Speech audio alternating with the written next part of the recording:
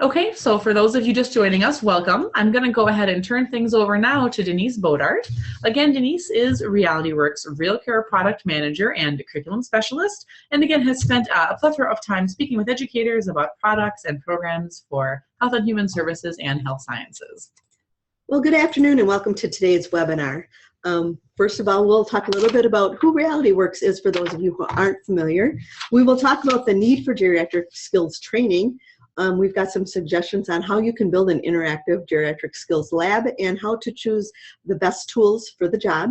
And then we'll also cover some lesson ideas for engaging students in your content. So who we are. We have been around for just over 22 years. Some of you may know that Real Care Baby is our flagship product, and since then we've expanded our reach into a variety of career and technical education pathways.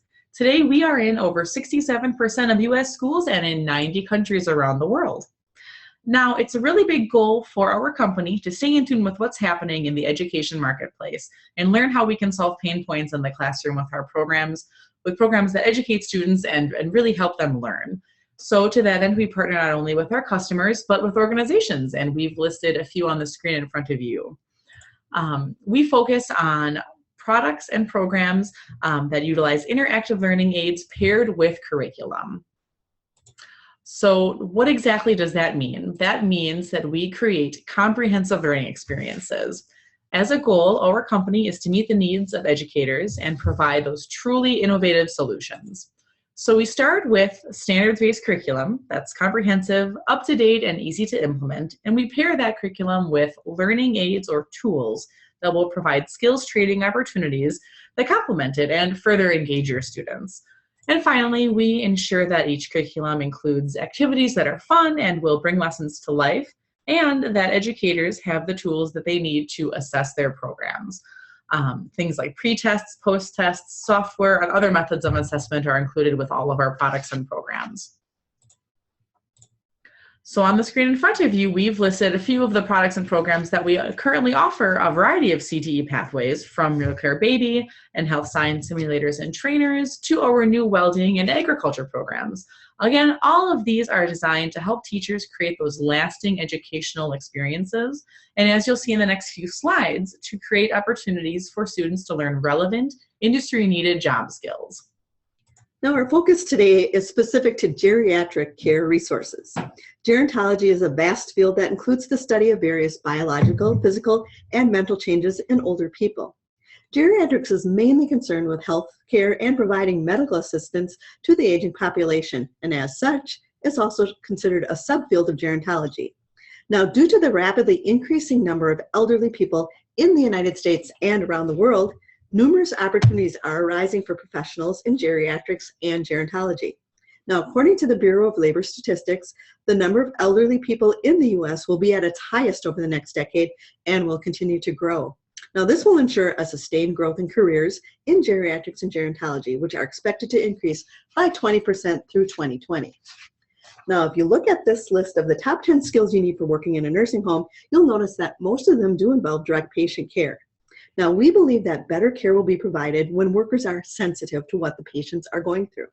Compassion and understanding are key to providing that care for those geriatric patients. Now, if you walk in the shoes of an older adult, you are much likelier to provide more appropriate care because you'll understand the challenges that those daily tasks can be. Now, this led us to develop a series of experiential learning tools, including simulators, models, and task trainers to help teach those geriatric care skills. We looked at what the geri care industry needs were that we were hearing about from instructors and students, and then we tried to develop appropriate learning aids. Now, all of these things combined show us that there truly was a need. So as we dive into some of those experiential learning tools, we recommend for creating a geriatric care-focused program, we ask that you keep the questions that you see on your screen now in mind. What resources are you currently using to teach geriatric sensitivity and other soft skills? What are you using to teach specific patient care skills? Do you need things like career exploration resources? And do you have funding for those consumable resources? We'll revisit these questions at the end of the webinar today with suggestions on selecting just the right tools to fit your program needs. So we know that today's students are all about experience, right? Generation Z students, who make up the majority of your classroom, read less than 20% of text. They much prefer that active, hands-on learning. So that's why we created the Geriatric Simulator, which is the first tool we'd like to discuss today. This is a wearable age simulation suit that enables participants to personally experience many of those common physical conditions of aging, like visual impairment, decreased mobility, joint stiffness, fatigue, etc. We've listed the conditions on your screen in front of you. This simulator creates a truly memorable experience for students to, as Denise said earlier, walk in the shoes of an older adult. This experience helps them develop that compassion and empathy in the most effective way possible by allowing them to apply what they were learning in real life and really consider how their geriatric patients feel. Now, the Geriatric Simulator that Emily just spoke about has a comprehensive curriculum. Now, many of the lessons include a series of tasks to perform in the various parts of the simulator also including an entirely immersive experience in one lesson. So a few of the tasks your students could experience are things like tying your shoes, buttoning your shirt, opening a bottle, perhaps reading a newspaper, combing your hair, that kind of thing. We recommend, if possible, to have groups of students wear it at the same time, if you're able to purchase multiple.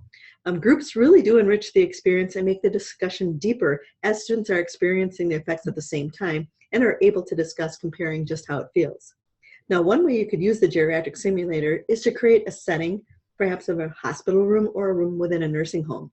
You could have one student wear the simulator and the other play the part of the nurse or the CNA.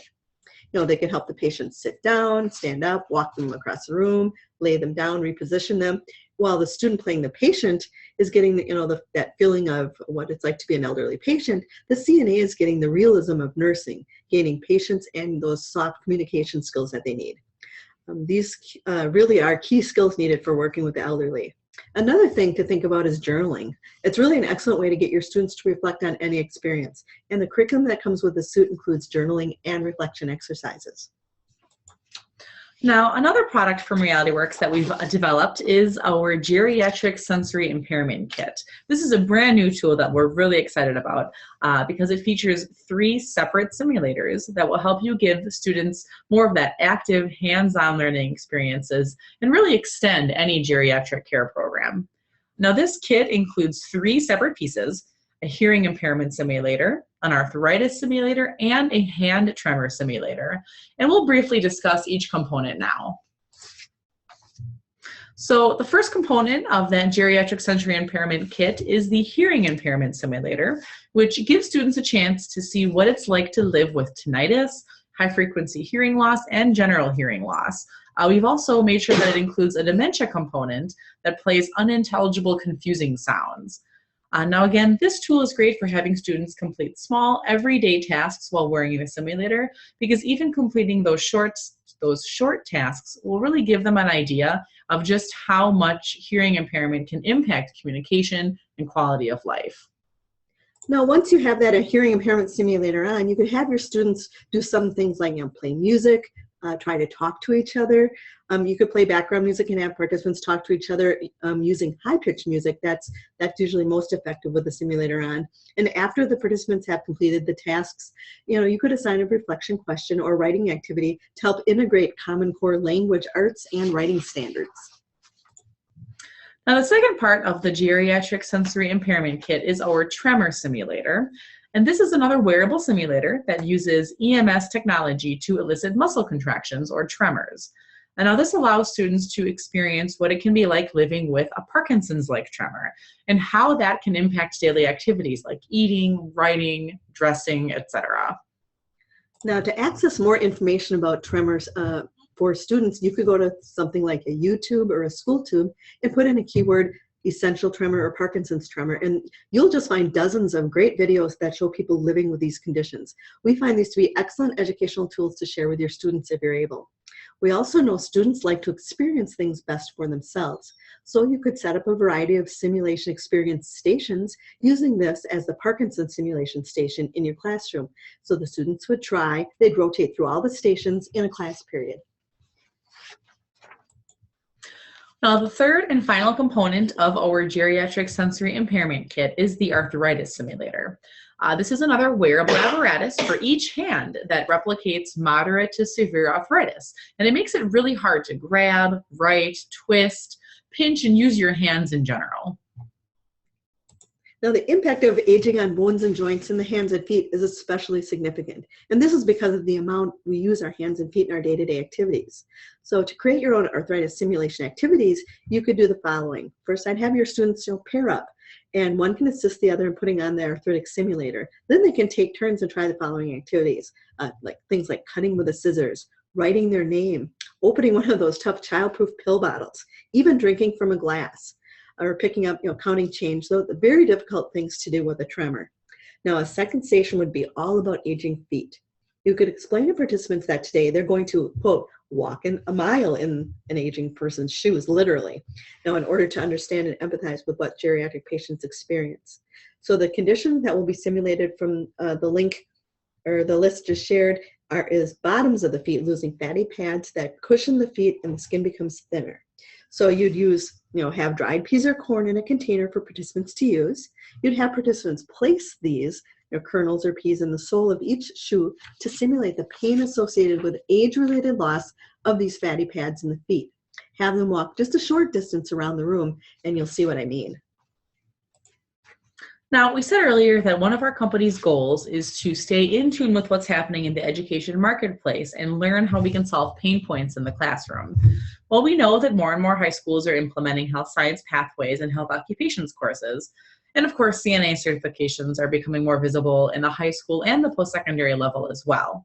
So that's why we brought on board our new geriatric nursing Manikin, which is another tool we'd like to discuss now. You can actually accomplish 15 different patient care procedures on this Manikin, including patient cleaning, catheterization, ostomy, bed sores, perineal and gastronomy care procedures, and more. It's incredibly multifunctional and really a great tool for providing more of those hands-on learning opportunities. Now, one way you could use the geriatric nursing Manikin, again, is to create the setting of a nursing home room or a hospital room. You could have one student, be the nurse or CNA, while the rest of the students stand back and observe. You can create a variety of scenarios that test mastery of basic patient care skills. Put these scenarios into a box and have each student draw a scenario card.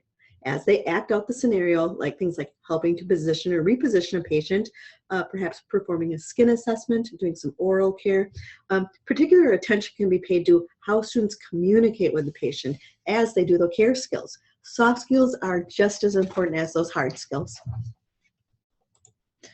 Now, we know that skin assessments are an important part of caring for geriatric patients, but getting that true-to-life practice assessing common skin conditions can be difficult. So we actually created a geriatric skin conditions kit. This tool is totally unique to our company, and it includes a kit and curriculum that helps students learn how to identify 9 separate skin conditions common to geriatric patients. It also focuses on learning how to prevent, treat, and document these conditions.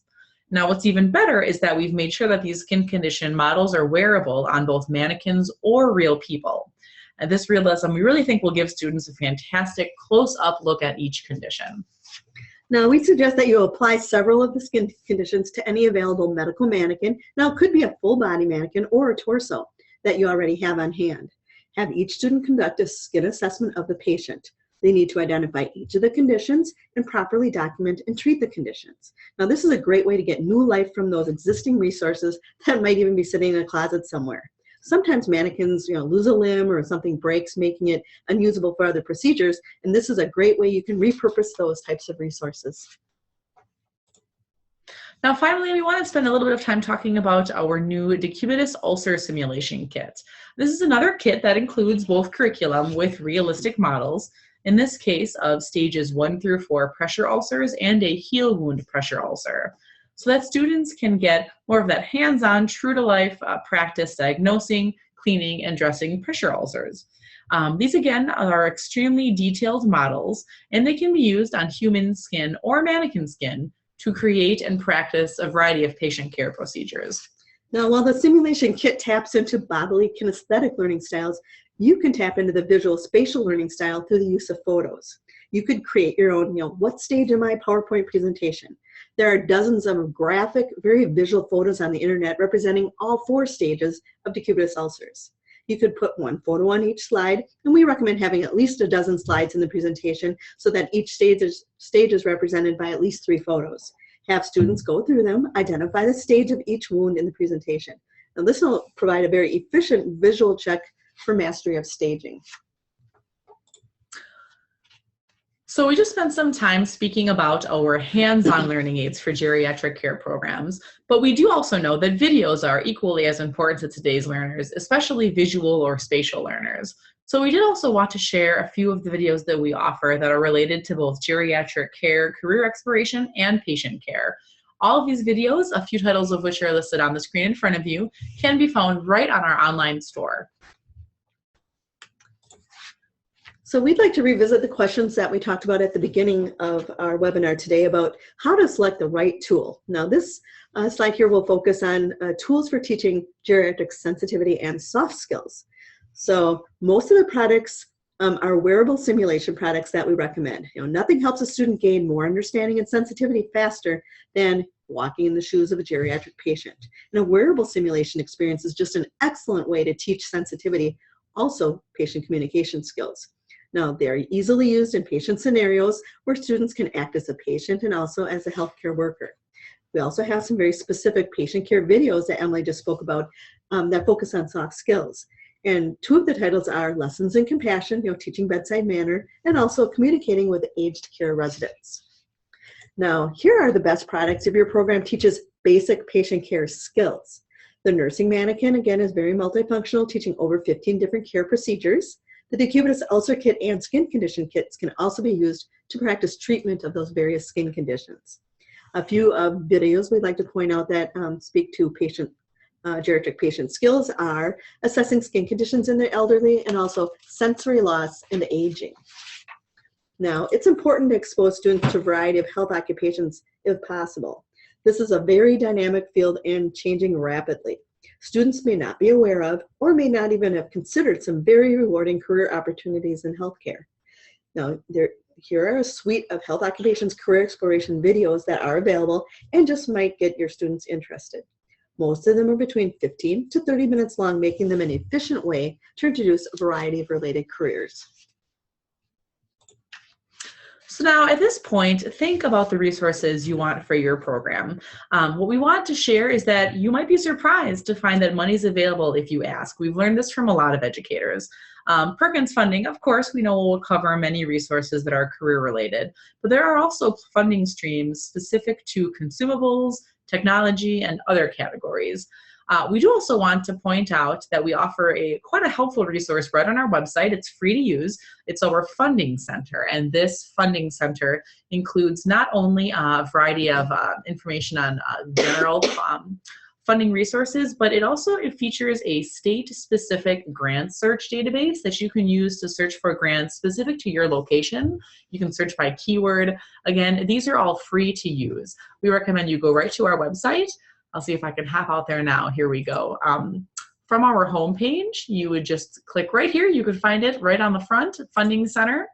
And again, you can access that nationwide grant search database right at the top, or you can do some further research into some other funding opportunities for your school.